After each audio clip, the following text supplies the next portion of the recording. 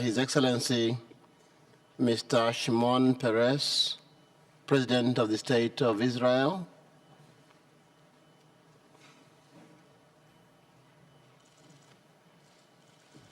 Your Excellency Mr. Shimon Peres, you have the floor, sir.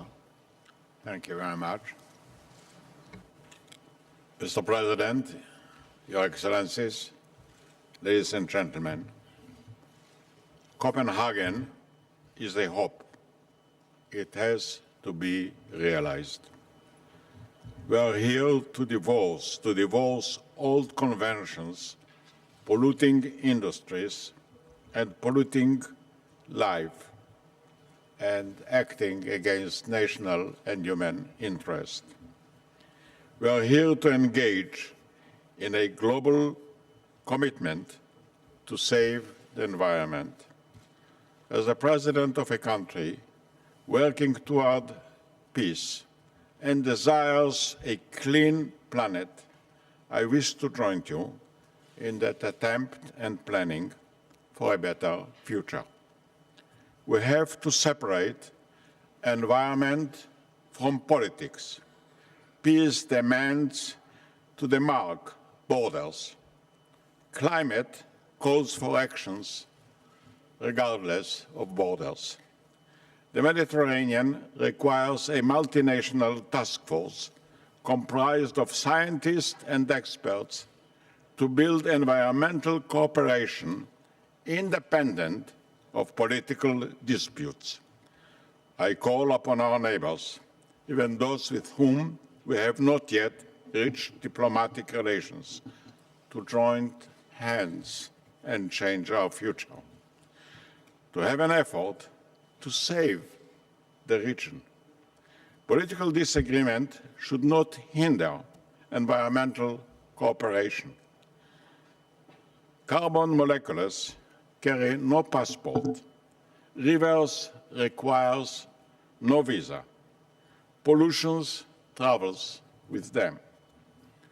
All of us, Jews, Christians, Muslims, pray that the Jordan River will flow again, fresh and holy.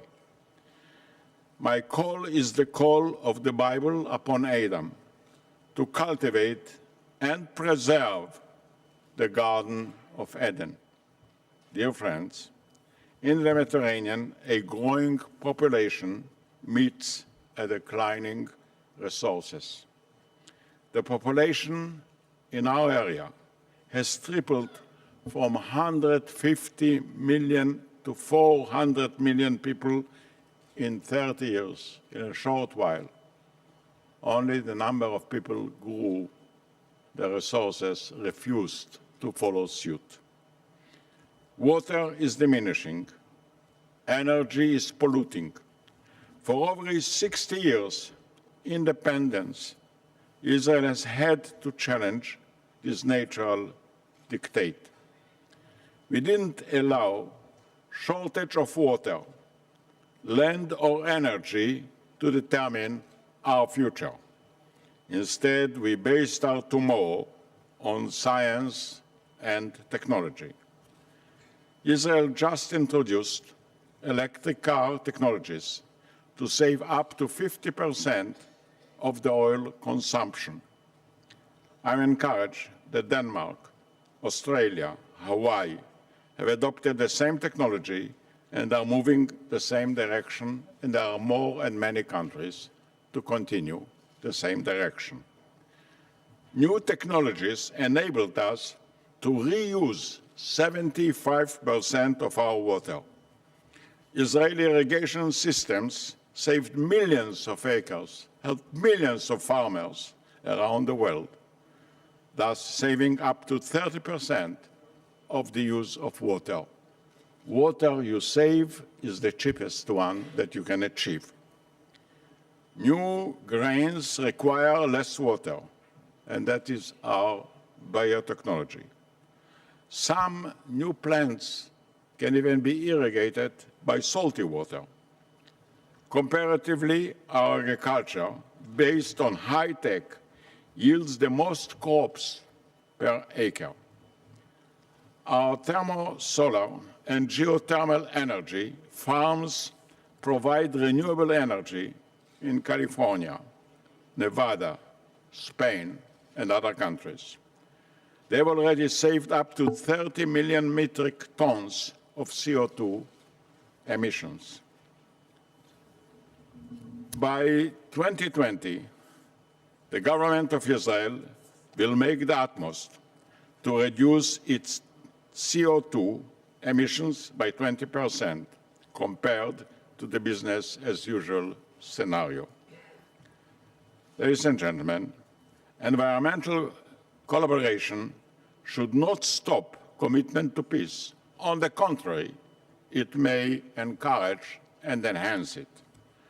Israel outstretches her hand to her neighbors, to nations inside and outside our region, to share with us, to partake our global laboratories and employ Israel as a pilot plant for environmental trials.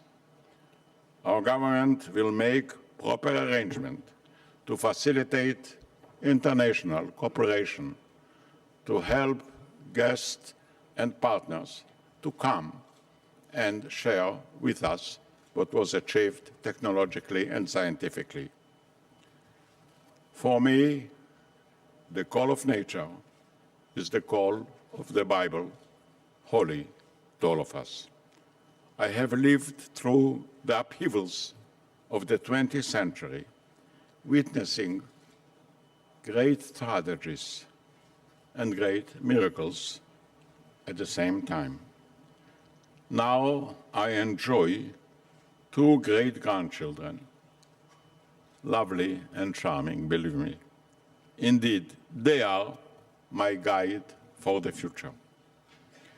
As their grandfather, as a servant of children, whose future lies in the fate of the global community, I feel at home in Copenhagen.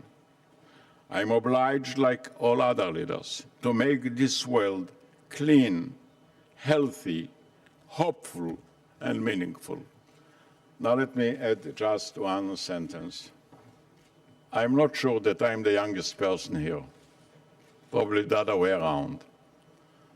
So from the position of my age, I turn to all of you, all leaders. Copenhagen has created a great hope, much expectations. Don't disappoint your citizens. Don't disappoint your children. When there is a dispute among democratic nations, the only way, and maybe the wisest way, to overcome it is by compromise. We have to look for a compromise, not to impose, to agree. We shouldn't calculate in accordance with old currencies, but really look forward to new coins. And I can assure you, the future is rich with new coins, with new advantages, much more than it is visible today. So let's together go home, bring hope, bring happiness to all of our people. That will be the greatest service that each of us and all of us can provide to humanity. Thank you very much.